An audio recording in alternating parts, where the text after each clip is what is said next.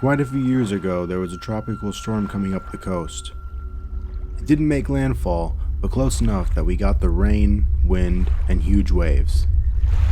My brothers and I went to go surf, but it was too choppy, so we grabbed our bodyboards and paddled out instead. 5 minutes in, my one brother got out, since he doesn't live on the coast and isn't the strongest swimmer. He also doesn't have fins, so he just watched us from the beach. My other brother is on the beach patrolling us. The lifeguards ended up pulling out everybody in the water because of the rip currents and the waves, but they let us go in because they knew that we were strong swimmers. We took a few waves and had a great time, but started to get worn out from the constant diving and fighting off the big waves. I dove under a wave, and as soon as I came up, I saw the biggest wave of my life crashing right over me. I knew it was about to come down hard, so like an idiot, I ditched my board and swam to the bottom. It's not the best idea to ditch something that floats, but I had fins and probably wouldn't even been able to hold on anyway. The wave slammed me into the sand. I rolled head over heels for what felt like an eternity. Just as I got my bearings and started coming to the surface, I heard another wave pound right above me, and the same thing happened. I tried coming up, and another wave hit. Finally, I could tell I was getting close to the beach because I was being dragged across sand. I was able to hold on to the sand while the water went, and was able to finally breathe and stand up. After that, we called it a day. My back was bleeding from being dragged across the sand, and my legs felt like jello. It probably wasn't more than 30 seconds, but being underwater and not being able to come up for even that short amount of time is scary. It took a while before I went back to the beach again.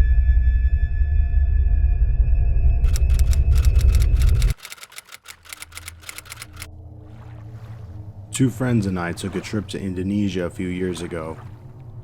We booked a 4-day boat trip to the Komodo Islands. We discovered when we got there to the harbor that our vessel was a bit smaller than we'd expected. There were 6 of us on the trip, and a handful of crew who worked there, including a kid who was on work experience. On the second night of the trip, after 2 days of sun and calm seas, we sat and watched as the waves slowly grew. Eventually it clouded over, and the sea was too rough to be outside. The work experienced kid was seasick, and he went to sleep in a blanket indoors on the deck of the boat. Eventually we all went to sleep. I slept good for about an hour before waking up to crazy winds and a tiny boat being tossed around like a toy in the storm. We were sleeping on a raised section, so I climbed down to find one of my friends sat shaking on the deck. He was watching the work experience kid asleep, sliding back and forth wrapped in his blanket. I looked outside the portholes to see the sea and then the black sky. I tried to reassure him that it was nothing major. I was so terrified myself, and I was wondering what I would do if the boat capsized. This was when we noticed a couple of the crew members had appeared, and were now kneeling on their prayer mats praying. Obviously this freaked us the hell out. My friend began to shout and scream, in no uncertain terms telling me he didn't want to die at sea. I pictured a newspaper story detailing the deaths of 6 travelers. I might have said a prayer at some point, though I'm not sure. A fellow traveler came down and passed us each a biscuit, and I found his calmness reassuring. We'd already heard he'd worked on boats before, and he told us he'd been on much heavier seas and that would be fine, but he still appeared somewhat shaken. The storm didn't stop, but as we had not gone through it in the sea, we decided to go back to bed eventually. I managed to fall back into a proper sleep and woke up the next morning. I woke up to a gentle murmur of small waves and go outside to find ourselves in a beautiful lagoon with a white beach on a calm sea. That was the story of how I nearly drowned out at sea.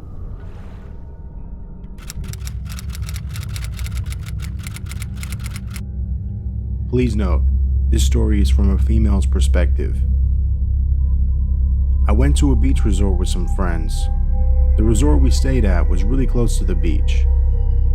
When we first arrived, the first thing we did was go to the pool at the hotel. The pool had a bar with seats underwater, so you could order drinks without getting out of the pool. I had a few drinks, and it was getting to around afternoon time. We'd all agreed that we were going to go out tonight and stay out late. I should mention that all my friends I went on the trip with were all female too. We looked up some places we could go see and found a few clubs near where we were staying. The first place we went to was an open nightclub right on the beach. The outdoor area was sand on the floor. We ended up getting hit on by a group of guys who we presumed lived in the area. Before we knew it, they were buying us all drinks, and one of my friends even went on the dance floor with one of the guys. The guy I was chatting to seemed more shy than his friends. Some girls think that's cute, but it wasn't a cute shy. It was more like he was nervous about the situation and being around a lot of people. Barely 5 minutes later, and he asked me if I wanted to go to the outdoor area with him since it's more quiet and less people.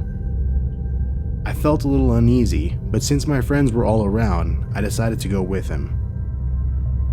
We sat down, and he told me he was going to get both of us a drink and come back. I sat on my phone waiting, and eventually he came back holding 2 drinks. He was wearing a black button-up shirt, and I could see a bit of what looked like white powder on the shirt's chest pocket. When I took the drink from his hand, he noticed me looking at his shirt. He looked down, and his eyes widened as he realized what was on his shirt. I saw how scared he got, and I told him, hey, it's okay, I don't mind. I presumed he was just having party favors to himself. He looked up at me and said, no, sorry, I need to go get a tissue, I'll be back. I told him I had one in my bag, and he said, no, it's okay, and he walked off really fast. I texted one of my friends to come outside. I told her what happened, and we just kind of laughed it off. As we were talking, my other 2 friends came outside to see us. As soon as I saw that